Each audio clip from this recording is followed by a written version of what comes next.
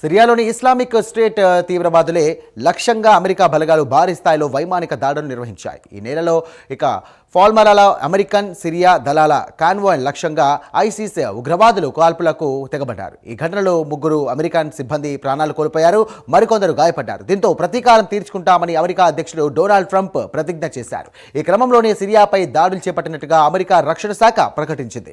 ఉగ్రవాదుల కదలికలు, శిక్షణ శిబిరాలపై కూడా నిఘా ఉంచిన అమెరికా సెంట్రల్ కమాండ్ సరైన సమయం చూసి క్షిపణులలో దాడులు జరిపింది.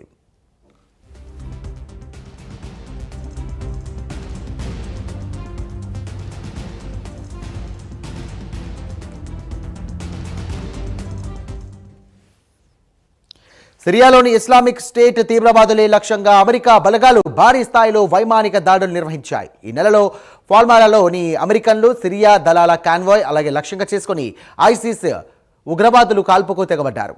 ఈ ఘటనలో 3 అమెరికన్ సిబ్బంది ప్రాణాలు కోల్పోయారు, మరికొందరు గాయపడ్డారు. దీంతో ప్రతీకారం తీర్చుకుంటామని అమెరికా అధ్యక్షుడు డొనాల్డ్ ట్రంప్ ప్రతిజ్ఞ చేశారు. ఈ క్రమంలోనే సిరియాపై దాడులు చేసినట్టుగా అమెరికా రక్షణ శాఖ ప్రకటించింది.